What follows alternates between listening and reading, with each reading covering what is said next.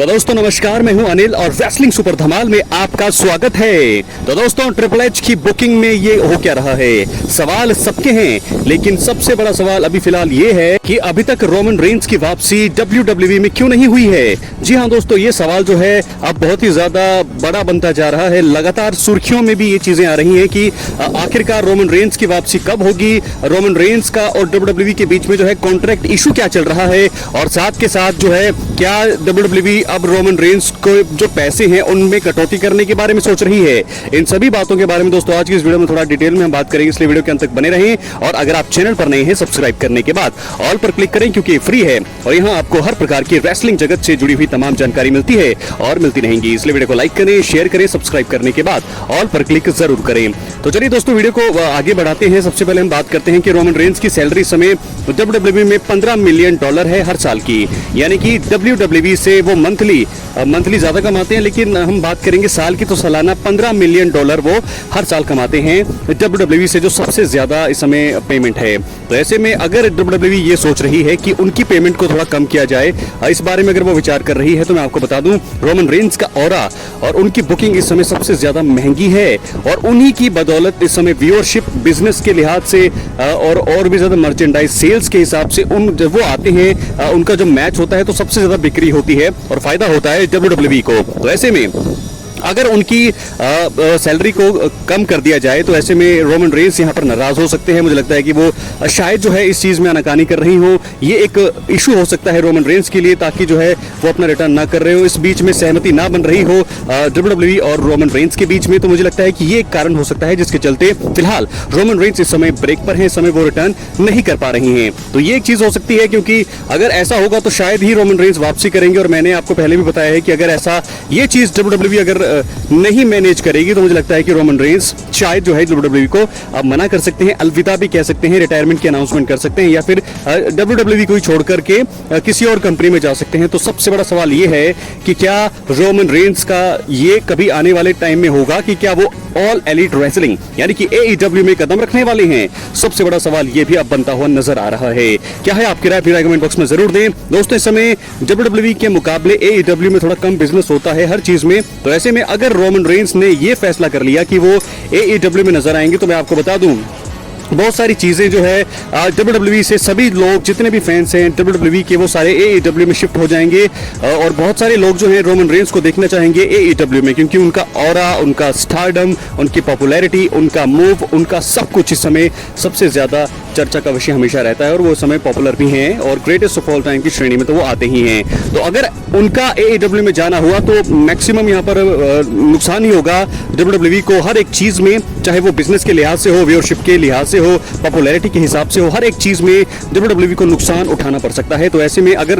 Roman Reigns AEW में भी जाते हैं तो बहुत सारा नुकसान होगा यहाँ पर WWE को। और मुझे लगता है कि AEW वाले जो है रोमन को $15 मिलियन से ज्यादा पैसे भी दे सकते हैं, क्योंकि उनको पता है कि अगर रोमन आएंगे तो उनको व्यूअरशिप और हर चीज में जो उनका बिजनेस अभी थोड़ा WWE से कम है, बहुत ज्यादा हो जाएगा रोमन रेंस अगर उनके पास चले जाएंगे। तो ऐसे में मुझे लगता है कि ये एक चीज हो सकती है। और दूसरी हम बात करेंगे सेहत के रोमन रेंस के रिटर्न के बारे में कि उनका सेंस क्या बन रहा है। अगर ये चीजें नहीं है तो दूसरी चीज ये हो सकती है कि वो अभी ब्रेक पर हैं, घर पर हैं, और उनको ये लग रहा है कि सेथ रॉलिंस इस समय mister money in the bank हैं, अगर वो कैश इन करने जाएंगे तभी रोमन रेंस का रिटर्न हो सकता है, या फिर रोमन रेंस की स्टोरी को अलग ही कर दिया जा रहा है, या फिर मुझे लगता है कि वो अनडिस्प्यूटेड चैंपियनशिप के लिए जॉन सीना के खिलाफ जाने वाले हैं। CM पंक और जॉन सीना के बीच एक मुकाबला होने वाला है, तब जो है रोमन रेंस रिटर्न वहां पर कर सकते हैं। तो दोस्तों सवाल बहुत सारे हैं, मुझे तो ऐसा ही लगता है कि पहला कारण तो मैंने आपको बता दिया, कॉन्ट्रैक्ट इशू, AEW, बहुत सारी चीजें, कटौती, ये भी चीजें हैं। इसके अलावा सैलरी में कटौती, ये सारी चीजें भी हैं। लेकिन इसके अलावा एक और स्टोरी में मुझे लगता है कि WWE चाहती है, क्योंकि जॉन सीना का सिर्फ 18 डेट्स बची हैं उनकी, तो अगर रोमन रेंस जॉन सीना मुकाबला एक लास्ट टाइम नहीं हुआ तो ये लोगों के मन में मलाल रहेगा, क्योंकि हम सभी यही चाहते हैं John Cena Roman Reigns the greatest of all time versus greatest of all time देखना, द अनडिस्प्यूटेड WWE चैंपियनशिप के लिए मुकाबला सभी चाहते हैं, रोमन वर्सेस जॉन सीना होना।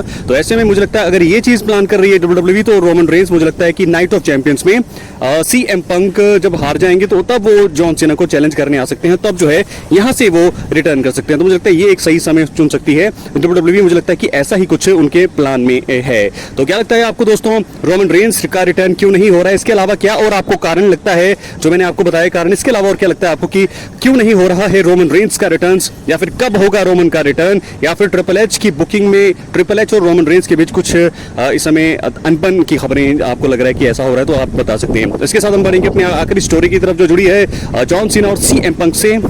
दोस्तों आपको बता दें, इस समय नाइट ऑफ चैंपियंस 2025 में जॉन सीना वर्सेस CM पंक का मुकाबला ऑफिशियल हो चुका है, ऐलान हो चुका है। तो दोस्तों मुझे ऐसा लगता है the greatest of all time versus best in the world, CM punk John Cena एक आखिरी बार आमने सामने होंगे। अब यहाँ से स्टोरी शुरू हो चुकी है। नाइट ऑफ चैंपियंस इस महीने के एंड में होगा और देखना होगा कि क्या CM पंक जॉन सीना को हरा पाते हैं, क्या वो चैंपियन बनेंगे, या फिर जॉन सीना एक बार फिर जो है चीटिंग के जरिए इस मुकाबले को जीत करके रिटेन करेंगे अपनी चैंपियनशिप को। क्या लगता है आपको, क्या है आपकी राय, अपनी राय कमेंट बॉक्स में जरूर दें। जॉन सीना फिलहाल इस समय रेसलिंग को रून करना चाहते हैं, बर्बाद करना चाहते हैं रेसलिंग को, जिसके चलते वो चैंपियनशिप बेल्ट से हर किसी पर प्रहार कर रहे हैं। हमने देखा रैंडी ऑर्टन पर प्रहार किया, कोडी रोड्स पर किया, R-Truth पर किया, लेकिन अब जो है मुझे लगता है कि ये सारी चीजें वो यही करने वाले हैं अपने पूरे रन के दौरान। जब वो चैंपियन रहेंगे, चैंपियनशिप बेल्ट से वो अटैक करेंगे, उसके बाद 1 2 3 करके वो जीत जाएंगे। तो ये चीजें अगर वो करते रहेंगे तो यही उनका मतलब है, रेसलिंग को वो रून यानी कि बर्बाद कर रहे हैं। तो यानी कि अब देखना होगा कि या CM पंक के साथ भी यही होता है, या फिर CM पंक जो है यहाँ से चमत्कार करते हैं, इतिहास रचते हैं, हराते हैं जॉन सीना को। लेकिन फिलहाल मैं आपको बता दूं 18 डेट्स बची है जॉन सीना की, तो ऐसे में CM पंक को भी वो हरा देंगे। उसके बाद कौन होगा अगला चैंपियन, यानी कि अगला चैलेंजर कौन होगा जो जॉन सीना को करेगा चैलेंज। मुझे लगता है कि अब वक्त आ गया है कि एक और तगड़े सुपरस्टार्स को लाया जाए। CM पंक से तो को जब वो हराएंगे नाइट ऑफ चैंपियंस में, मुझे लगता है रोमन रेंस आ सकते हैं नाइट ऑफ चैंपियंस में, कन्फर्म कर सकते हैं, रिटर्न कर सकते हैं और एक स्पीयर दे सकते हैं जॉन सीना को, बता सकते हैं कि वो अब उनके अगले चैलेंजर हैं और ऐसे में ये मैच सेट हो सकता है। मेरा कमेंट बॉक्स में जरूर। बहुत बहुत धन्यवाद।